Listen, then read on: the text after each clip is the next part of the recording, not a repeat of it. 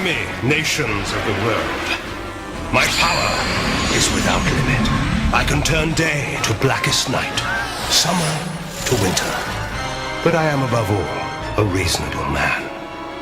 Thus I have granted your leaders 1 week to surrender to the rule of Doom, or suffer total annihilation. Today I want to take a look at part of the history around one of the greatest supervillains of all time, Dr. Doom. Now, Victor Von Doom, which is his birth name given to him by his parents Werner and Cynthia, was born to gypsies in the small country of Latveria, a small European country near Hungary.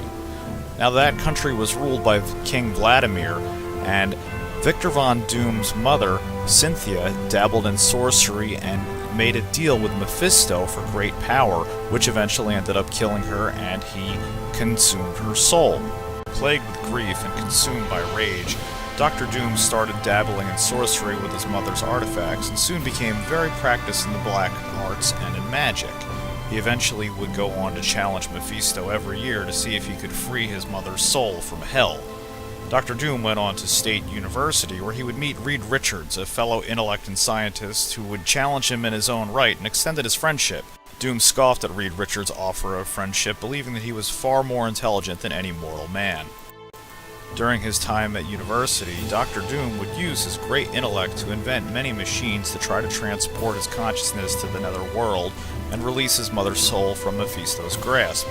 Dr. Reed Richards saw the flaw in Dr. Doom's design and warned him, but Doom didn't listen, and the machine exploded, severely scarring one part of his face. In reality, though, Dr. Doom's face was only lightly scarred, but he believed himself very disfigured. He went to Tibet to enlist the aid of some monks, who he then enslaved and ordered them to make his first suit of armor, and they constructed a faceplate for him in order for him to hide his disfigured face.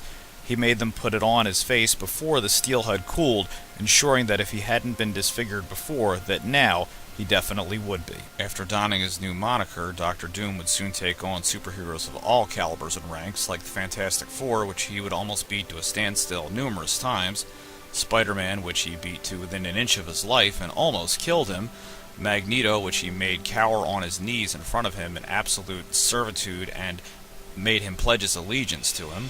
And even more amazing, he would fight Thor to a practical standstill, almost being able to lift Thor's hammer, and even crazier still, fought Thor's father, the Allfather, Odin, king of all the Norse gods, which is just insane. Dr. Doom was also able to thoroughly defeat the Silver Surfer and sap him of all of his cosmic energy, making him nearly unstoppable and powerful enough to take on and destroy Galactus in an alternate timeline. But still, total universal domination always seemed out of Dr. Doom's grasp. He claimed that it was because he always surrounded himself by idiots. So every great dictator needs a great toy, right? And that's what we have here, made by Buddy L in 1982 for the Secret Wars line of toys. There was a huge line of toys made for all types of superheroes and supervillains, including Iron Man, Captain America, and Wolverine, to name a few. There were even action sets made for Spider-Man and the Incredible Hulk, and they all featured all different modes of transportation, although I don't know why most of these superheroes would need helicopters and trucks and bikes if they could already fly or leap great distances on their own. Alright, so let's take a look at Dr. Doom's Doom Racer here. And as you can already see right off the bat, it has a really cool color scheme, which is probably my favorite part about the entire toy. Let's get a good look at it up and close here. And you can see here that it has a great decal on the side that kind of looks like Dr. Doom's plasma energies that says his name in green and yellow on the side. And of course on the front of the car it has his great face and moniker on the hood of the car. And on the opposite side as well, it also has his name in the yellow and green over the silver.